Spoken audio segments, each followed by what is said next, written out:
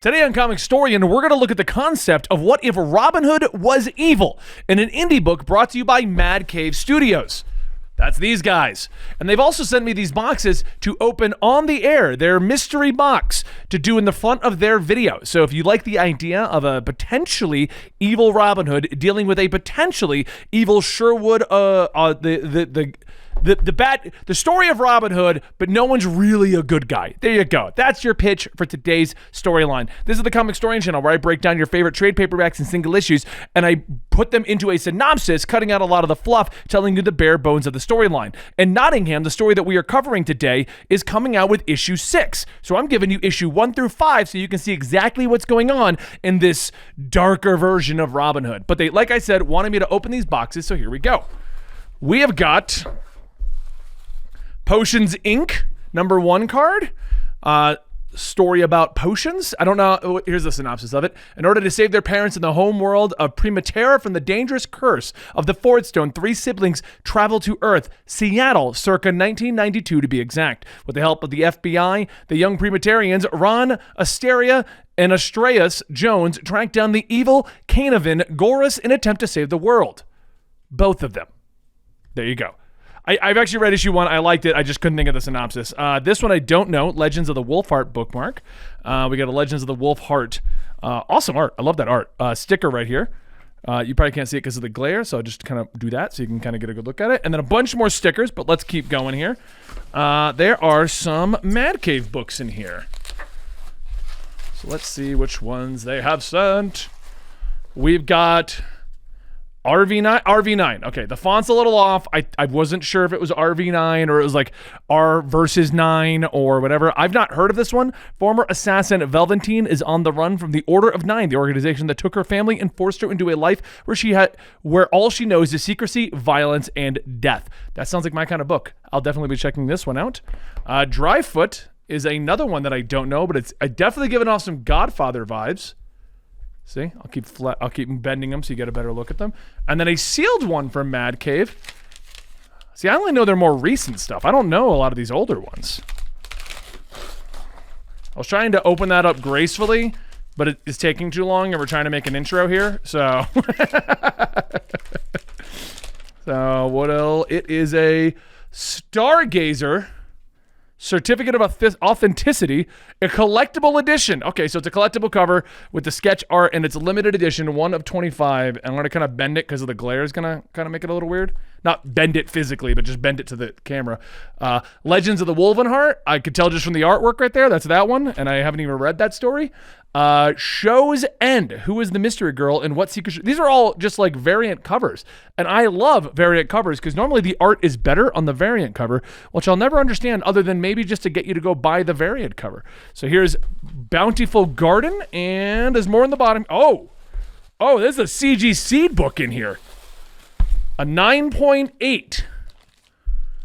Battle Cats. Oh, Battle Cats is one of the books that launched Mad Cave Studios. That's awesome. Was not expecting a CG Seed book in here. Bend it, but not physically bend it. Bend it to the light, you know. We're doing some hard light construct stuff. And then they sent this other one that feels very light, so I feel like they just sent me a second. No, there's stuff in it. We got Nottingham. What is this? Open bag? Ooh. See, I really like Nottingham. That's why I agreed to do this. I'm assuming it's supposed to be the rings for like Robin Hood or Robin of Locksley and I want to say Maria, but it's not Maria. Mariam. There we go. Marianne? I thought it was Mariam. I might have mispronounced it the whole video. A poster that I'm not going to unravel on here. But this is all from Nottingham. This is all Nottingham stuff to go. It's sealed. We're going to break. This is cool. We got an actual emblem seal on here. How do I break it without ripping the paper, though? I mean, I don't think you can with the seal. I don't open too many sealed things.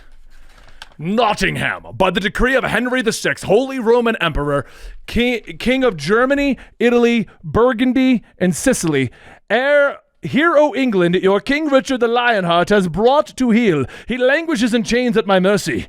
The price of a safe return stands at 150,000 silver marks to be conveyed to to be conveyed to neutral ground in Rome at the king's peril.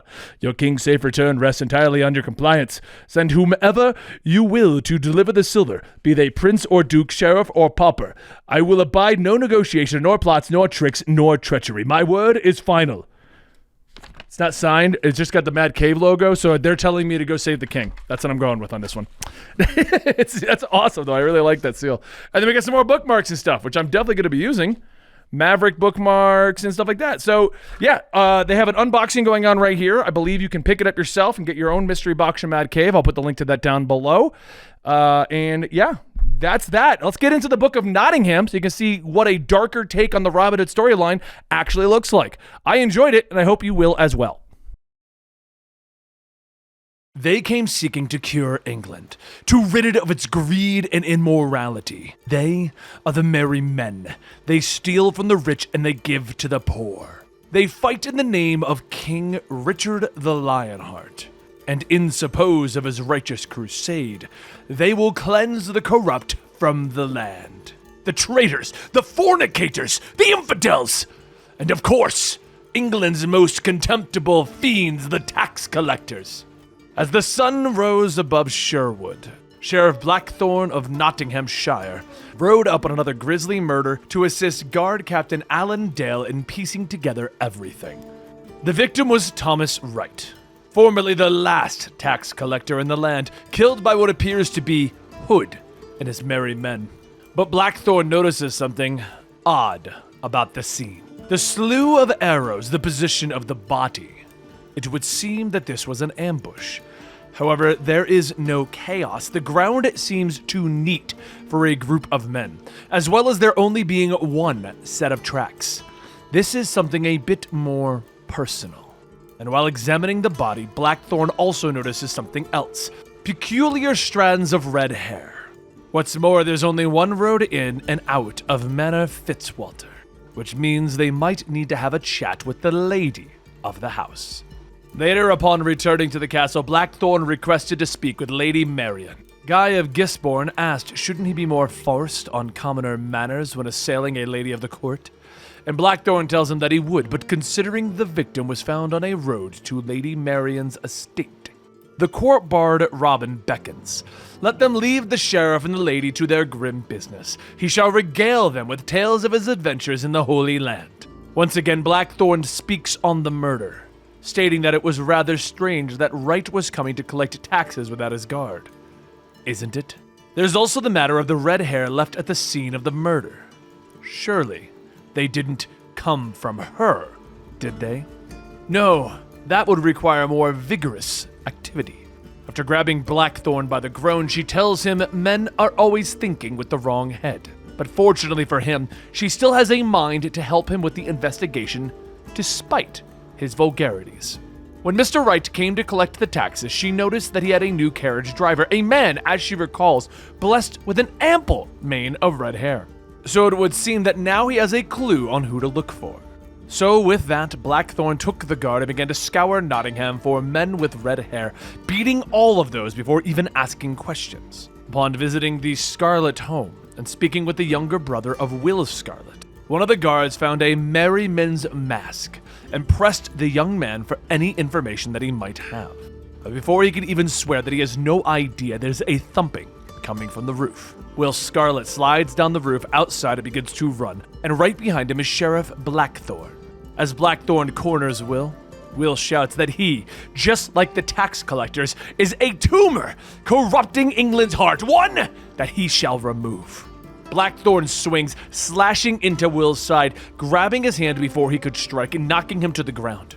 After being strung up, Blackthorne takes his time punching the defenseless Will, wanting information on Hood, but all Will say is that England is sick. We are the cure. England is sick. We are the cure. Blackthorne is frustrated, but he refuses to give up, telling Alan to let him down. He can stew in his own juices for the night. They'll see if he's a bit more cooperative in the morning.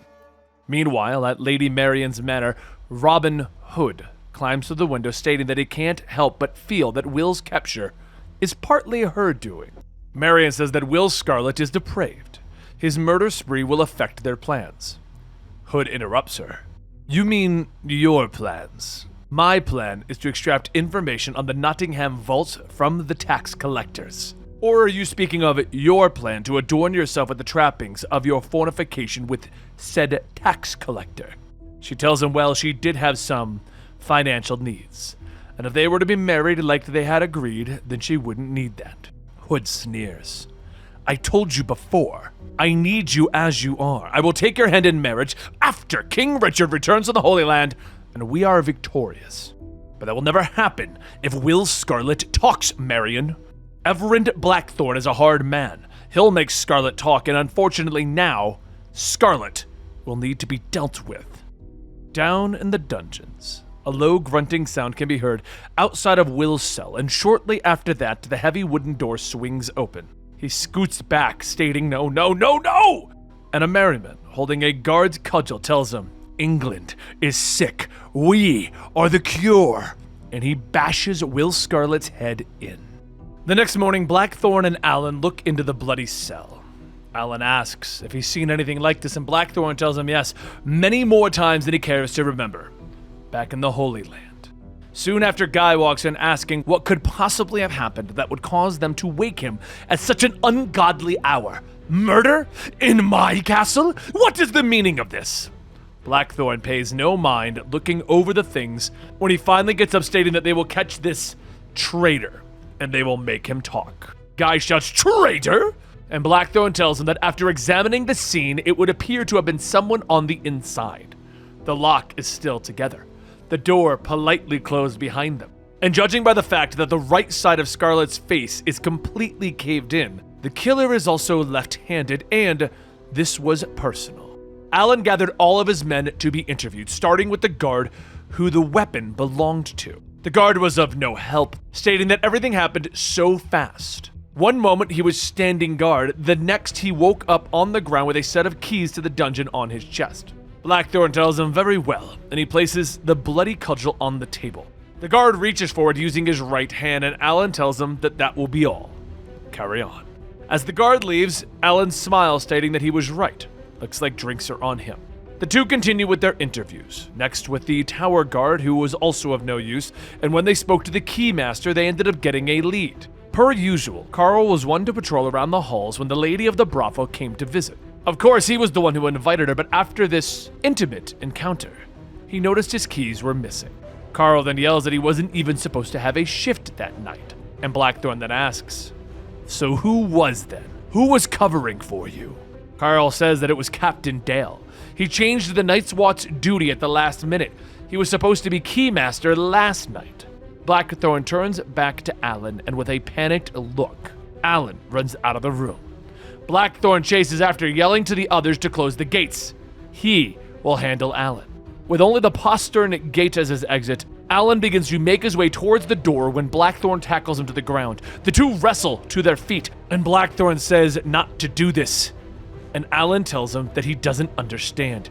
He saw what they did to one of their own, to Scarlet.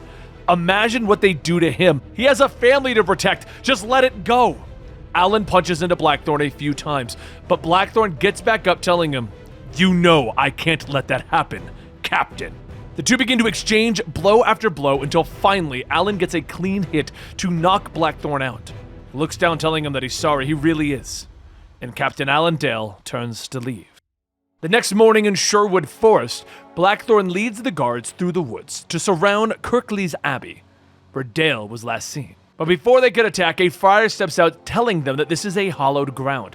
The man they seek pleads the cloth and has claimed the sanctuary of the church. He is beyond their reach now. Blackthorn shouts out to him, you still have a chance to fix this, but you need to come out right now.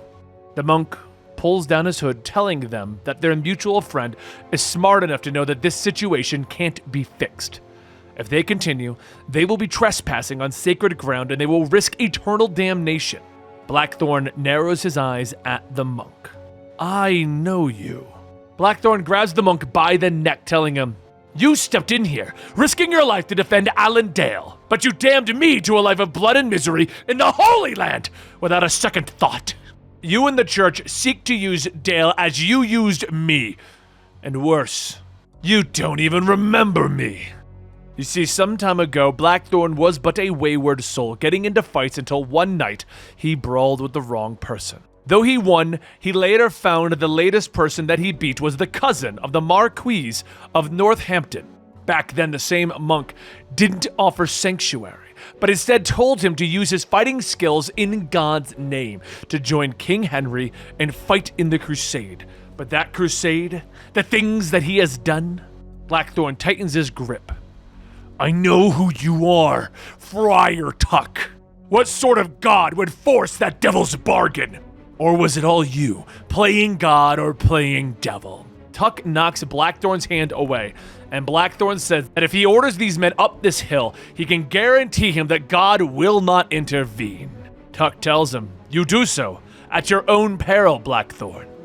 And Blackthorn holds out his sword. Advance! Tuck asks, you would dare raise a blade to me? And Blackthorn tells him that for aiding and abetting the merry men and a known traitor, yes, I will. I am the blood sheriff of Nottingham. Within seconds, the sounds of clashing steel ring out through the forest as the guards begin to beat the monks and the monks fight back. It was a valiant effort, but the monks were simply not capable of overtaking the might of the guard. Just as the fight began to reach its climax, there's a scream that comes out of the abbey. Blackthorn pauses his attack, stating that there is trouble in the monastery, that it could be the merrymen tying up a loose end, to which Tuck actually agrees. The two run into the church expecting a fight, but what they find is nothing of the sort. Dale hangs there, by his own doing, and Tuck informs Blackthorn that it would appear that they are wrong.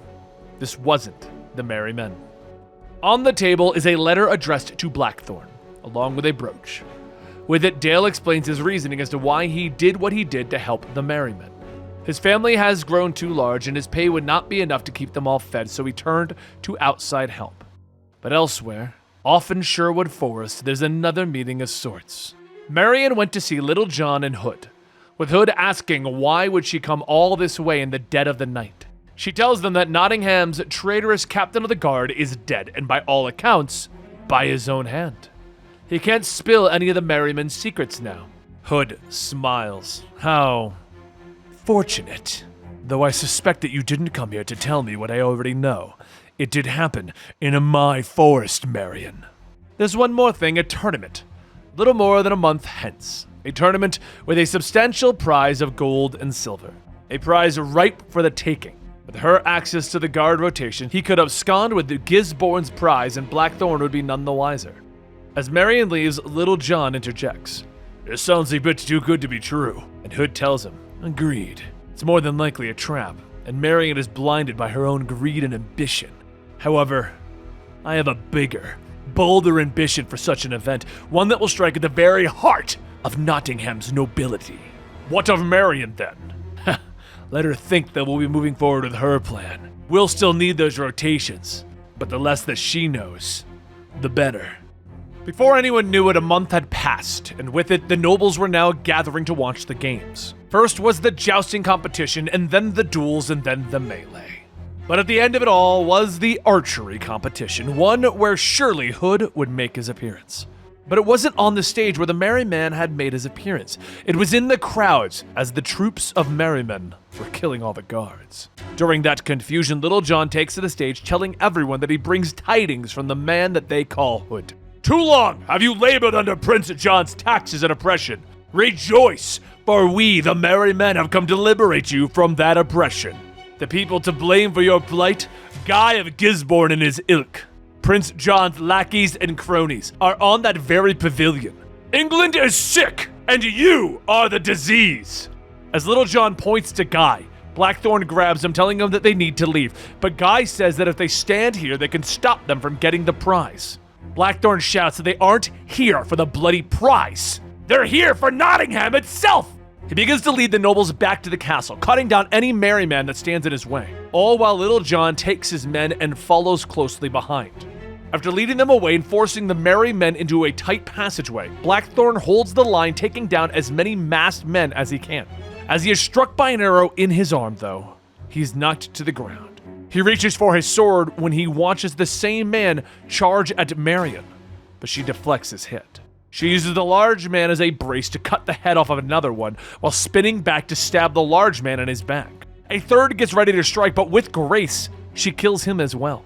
Blackthorn watches, but as he is helped to his feet, he tells the guards that they have to get to the castle and bottleneck their advance to suppress their numbers. Go! He leads the group into the castle, slamming the gate behind them to give them a bit of a reprieve. But first, there's something bothering Blackthorn. He announces that on charges of treason, sedation, and murder.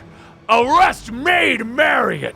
Guy yells, demanding that he explain himself, but Blackthorn says that he was already suspicious after the taxman murders. But when they found Scarlet's brutally mangled body, they assumed the killer was a man. But we did know that the killer was left-handed, which Marian revealed while she so deftly defended herself today.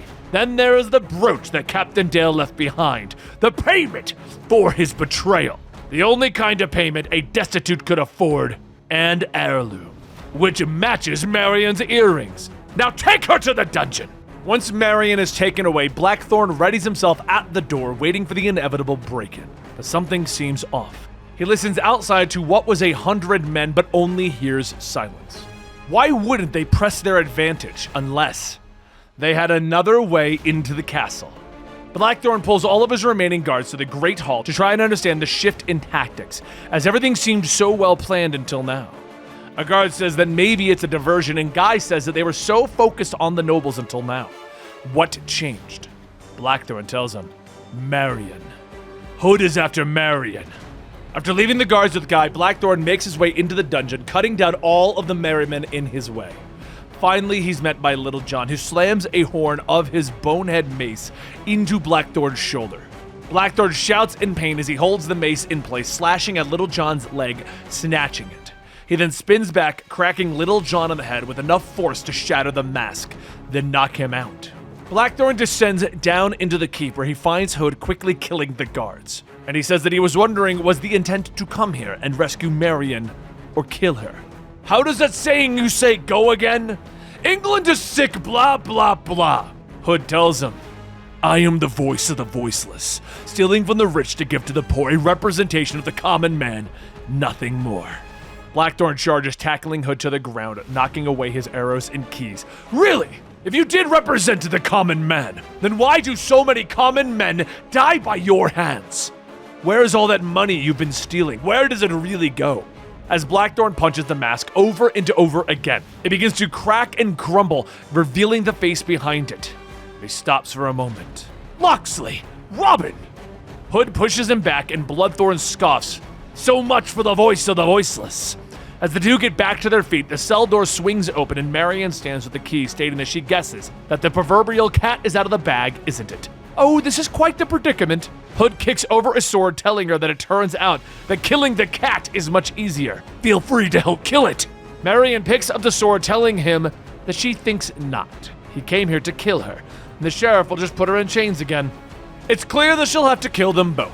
Wouldn't be the first time that she's cleaned up after the ineptitude of men who constantly disappoint. She begins lashing out at Hood and Blackthorn while the two clash with each other. During the struggle, Marian cuts into Hood's arm, causing everyone to stop. Hood kicks Blackthorn back while he and Marian fight, but rather than reaching for his sword, Blackthorn reaches for Hood's bow. Hood pulls out a dagger, spinning Marian around to shield himself, stating, "Not a step closer." Blackthorn focuses, releasing the string, shooting Marian in the shoulder, forcing Hood to retreat. He launches a second arrow into Hood's arm, but ultimately Hood manages to get away. And though Hood's plans were stopped, Nottingham was placed on high alert. Guy of Gisborne gathered the people to make a proclamation, and that was that Sir Robert of Locksley, Earl of Huntingdon, now known as Robin Hood, is to be branded an outlaw. He'll be stripped of all rank, title, and privilege. All lands, wealth, and estates and possessions once belonging to him are now forfeit to the crown. He is to be hunted all the days of his life, and all who call themselves merry men, who keep that treasonous creed or wear that cursed mask, will suffer his fate and in kind be branded outlaws. While Guy continues to read, a guard asks Blackthorn what is to become of Maid Marian, and he tells him that Gisborne believes that she still has some secrets to share about the merry men. She has been placed under house arrest until they are either able to make her talk or use her as bait to lure Robin Hood out of hiding. The guard then asks what of the townspeople. Everyone is upset, and Blackthorn tells him of course they are. They'd rather believe in the myth of a man of noble blood fighting for them than the reality that they never really mattered to him in the first place. The fact that neither side of this royal power struggle really cares about them is too much to bear, perhaps.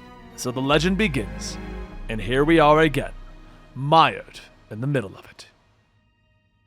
And there you have it, Nottingham 1 through 5. I'll give you a link on where you can buy this book down below, where you can go to Mad Cave Studios to pick up any of the books here on my opening boxing kind of table here.